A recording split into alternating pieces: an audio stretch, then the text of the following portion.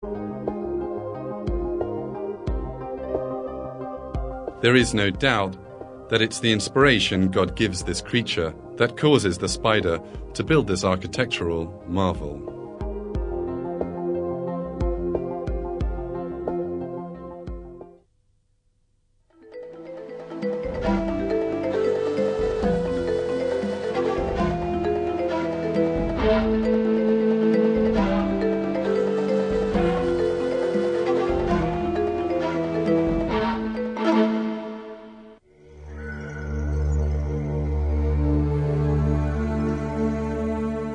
The 19th century may go down in human history as the century of deceptions, because in that period, many philosophies with no scientific basis, such as Marxism, were imposed on mankind.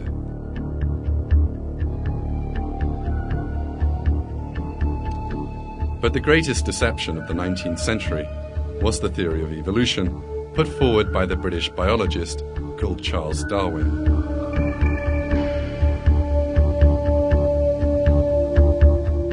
In his book, The Origin of Species, published in 1859, Darwin suggested that all living things in nature had come about as the result of blind chance. This theory appeared quite believable given the primitive level of 19th century science, and it was soon widely accepted.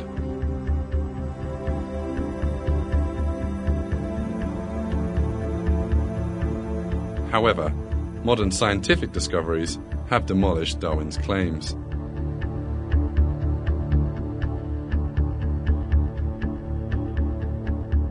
Paleontology, the science of fossils, shows that different living groups appeared on the Earth suddenly and underwent no evolution over hundreds of millions of years. Anatomy and biochemistry have proven that there are very complex structures in living things, and that these cannot come about by chance.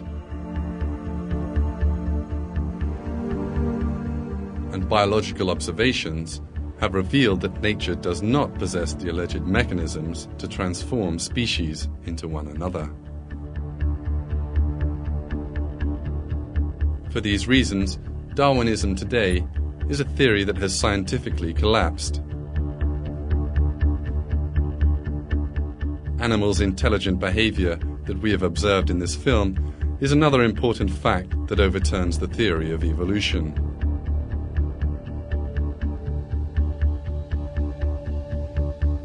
Evolutionists call the intelligent behavior that animals exhibit without undergoing any special training instinct. But they cannot explain the origin of instinct. In his book, The Origin of Species, Darwin devoted a whole section to the subject. At the very start of this section, entitled Instinct, he admits how deadly the intelligent behavior in animals is to his theory.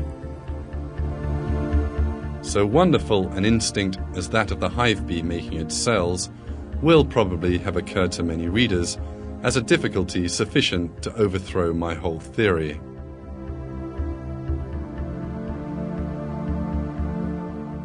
Darwin was especially baffled by the architectural skills of the honeybee and asked himself, what shall we say to so marvelous an instinct as to that which leads the bee to make cells, which have practically anticipated the discoveries of profound mathematicians?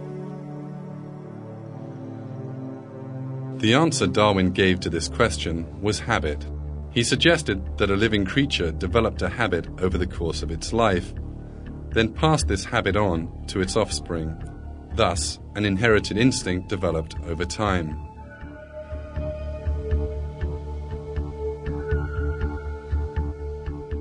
Darwin was basing this argument on the theories of the French biologist Lamarck, who lived before him.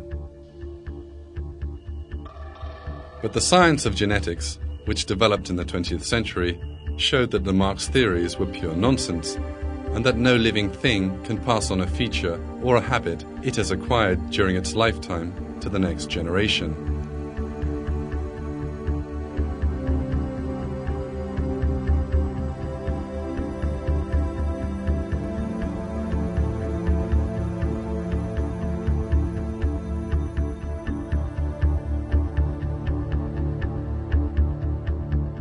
This proved that Darwin's explanation of instinct was based on mistaken guesswork.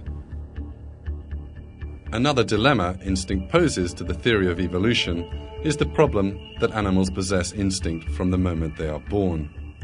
An animal which lacked the necessary instinct would be unable to survive. An offspring which did not possess the instinct of sucking its mother's milk would be unable to live. This demonstrates that instinct cannot have come about by stages over time, as evolutionists claim. For all these reasons, instinct is a fact capable of demolishing the theory of evolution all by itself, as Darwin had feared. In his book, The Great Evolution Mystery, the evolutionist writer Gordon Taylor makes this confession. When we ask ourselves how an instinctive pattern of behavior arose in the first place and became hereditarily fixed, we are given no answer.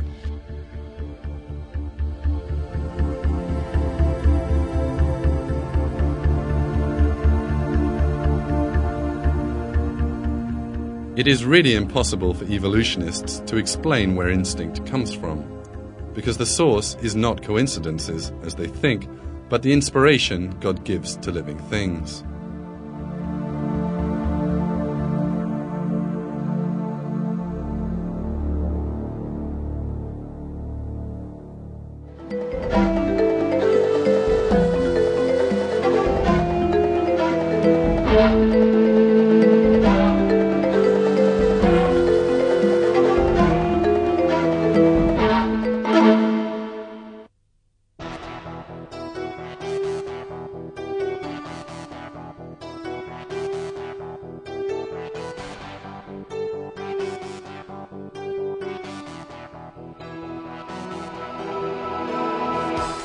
The honey bees, which make flawless hexagonal combs.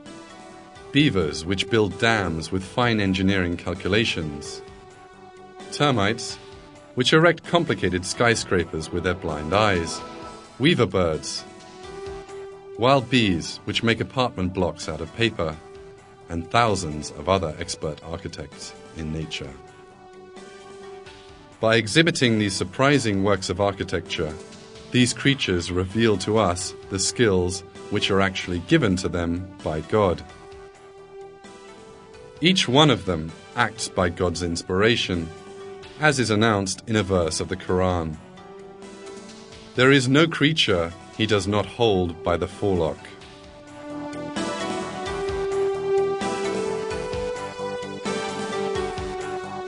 Yet there is still another creature that brings forth architectural marvels with the inspiration and skills given him by God, to whom the most marvelous works in the world belong.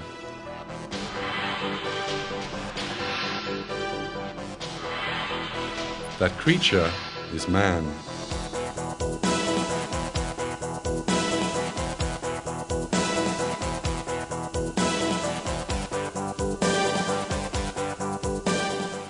Many people today are unaware of this fact, and in the face of people's achievements, they only feel amazement for those people themselves, whereas it is God who gives a human being his body, emotions, intelligence, and who inspires in him the senses of art and aesthetics.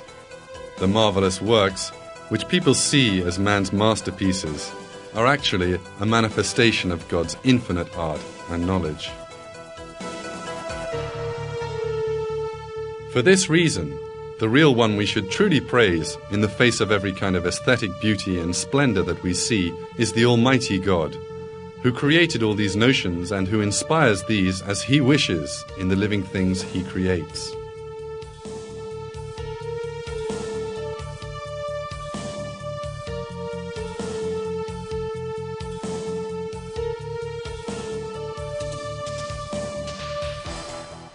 He reveals this fact in a verse of the Quran.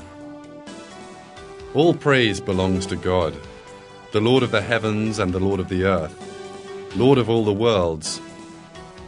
All greatness belongs to him in the heavens and earth. He is the Almighty, the All-Wise.